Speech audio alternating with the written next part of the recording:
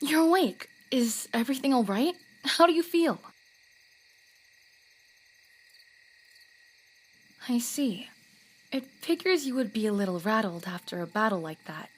So, what do you remember?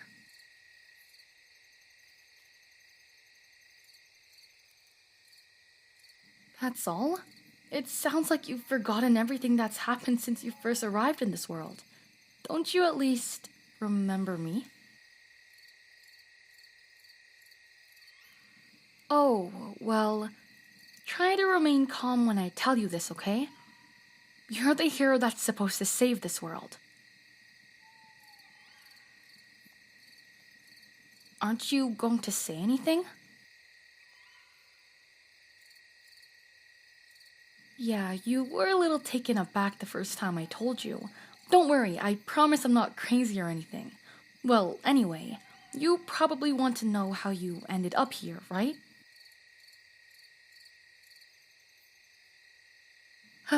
I thought so. I'll start at the beginning. Late one afternoon, or today, I was in the forest just north of my home gathering some herbs. I was getting ready to head back when I spotted something on the ground in the middle of the glade. I approached slowly, not knowing what exactly you were. I quickly realized that I was looking at a young man's face down in the grass. That was you. I knelt down beside you and gently patted your shoulder. Still cautious, I mean, it couldn't hurt. You can't trust anyone these days. You groaned and turned over, still lying on the ground. Right away, I knew I'd seen your face somewhere, but I couldn't quite place where. But you kept muttering something about truck-kun? I kept asking if you were okay, and after a couple of minutes, you seemed to get your bearings. I offered my hand and you pulled yourself up from the ground. I remember how bewildered you looked, eyes darting all over the place like you'd never seen a forest before. You were so full of questions, it almost made me laugh. But it was getting dark, and soon it would be unsafe to be in the forest, so I persuaded you to follow me back to my home. I mean, anywhere was safer than the woods late at night. The sun had already set. The forest was quiet all around us, except for the soft crunch of leaves made by our footsteps. But then, I heard it. We weren't alone. I stopped so suddenly that you tripped over me and sent us both tumbling to the ground. You asked me why I stopped, and I gave you a loud shush as I frantically searched our surroundings for the source of the noise. Then, I saw it. Right above us, resting its twisted body, black like an abyss, on the high branches of a sycamore mere footsteps away. The pale white of its skull was turned down towards us, staring, as if it could still see in spite of the empty sockets where its eyes should have been. For a breathless moment, no one moved. Then it started crawling. I scrambled to my feet, grabbing at you, screaming for us to run. I charged towards my home with reckless abandon, tearing my clothes on the branches, knowing that if we could just make it past the threshold, we'd be safe. I could hear you close behind, but I could also hear it, howling, dragging its body faster than seemed possible. Then, suddenly, we were falling. It was so dark by now, and I was in such a rush that I'd gotten turned around and led us into a dry creek bed. Now we were laying at the bottom. The walls of the creek were too high to easily climb out of. We were trapped. I looked in vain for refuge, my eyes finally falling upon the monster we'd been fleeing. Crouched on top of the wall of the creek, looking down at its trapped prey. The sheer size of it was terrifying. It couldn't have been that heavy, for the sycamore to have been able to hold it, but it was so tall. Even crouching as it was, it must have been at least 6 feet high. Standing, 10 or 11 feet maybe? I scrambled backwards, not stopping until my back was against the opposite wall of the creek. It extended one long black emaciated arm onto the bed, its clawed hand open flat to the ground. Then, did the same with the other hand. It slowly lowered its misshapen shape towards us, but you just stood there between me and it. I wasn't sure if you'd been frozen in place by fear, or were so foolish as to believe you could fend off that wretched thing. The creature, all the while watching you, leaned back on its hind legs, preparing to lunge.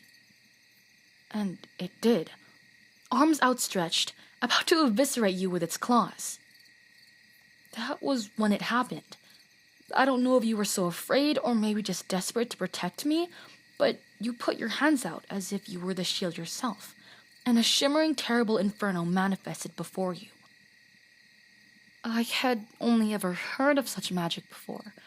I wanted to keep looking, but the heat radiating from your spell forced me to shield my face. Moments later, I lowered my arms and looked. Where the monster had been now, there was nothing. The torrent of flame that had erupted from your hands had utterly annihilated it. For a moment, you just stood there, hands still open in front of you, stunned by what happened. Then, you held your palms up to your face, and I know this isn't the most flattering way to put it, but you screamed. I had no idea why, until I got close enough to see, and your hands had been badly burned by the spell. I tried to comfort you, quickly pulling out a healing salve I always carried with me. I gently rubbed it all over your hands. That stopped the bleeding and, according to you, dulled most of the pain. After that, I led you up and out of the creek. We walked in silence until we reached my home. I instructed you to step carefully over the warding stones, the small glowing blue orbs that surrounded the perimeter of my yard as we approached. I led us both inside, then shut the door quickly and locked it behind us. Then, I brought you to my alchemy lab and quickly tended to your wounds. Once they were wrapped and bandaged, we finally had some time to talk. You explained to me about where you'd been, and it quickly became apparent that you weren't exactly from around here. All the while, I still wondered why you looked so familiar. Once you'd finished explaining, we sat in silence for a moment as I took it all in. Normally, I'd never believed such a story, but after what I'd seen you do in the forest, I wasn't sure anymore. Changing the subject, I asked if you ever heard of Potassium. You shook your head no, so I explained that Potassium is a special material needed to cast any spell, that the more powerful the spell, the more Potassium must be expended to cast it, that it's extremely valuable and rare, so even most mages can't afford to cast spells much, and certainly not spells as powerful as the one you use in the forest. I told you it was strange that I didn't see any on you when you woke up. As I suspected, you explained that not only had you not heard of Potassium, but that you also knew nothing of magic. I wondered quietly, could this really be him? The one described in the legend? Kanade, will you open the door? I forgot my key. That's my sister. Give me a second, I'll go let her in.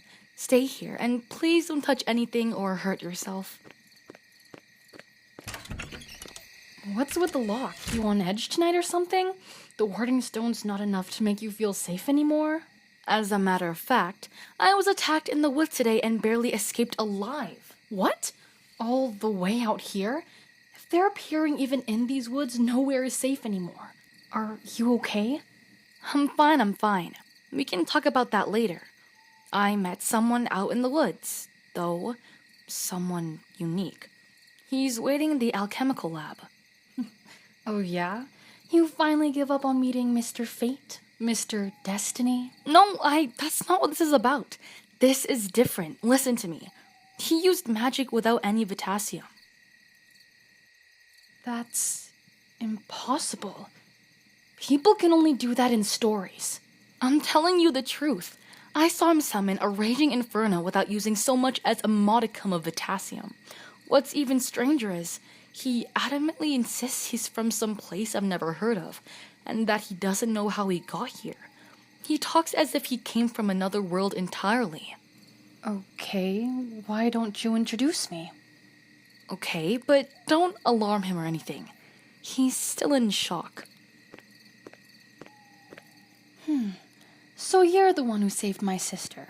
I thought for a moment this could have just been another one of Kanade's pranks, but you're here. I wouldn't joke about anything as peculiar as this. Seriously, sister, is it not just fascinating the abilities he possesses without even Potassium? Surely this is unheard of.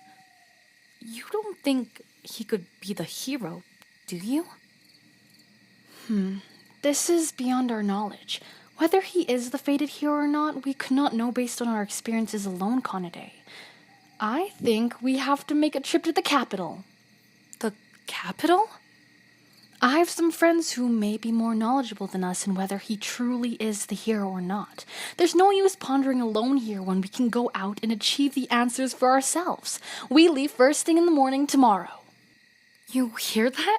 We're going to the capital, and you'll be able to find out if you truly are the hero that will save us all. You know, it's been so long since I've been there.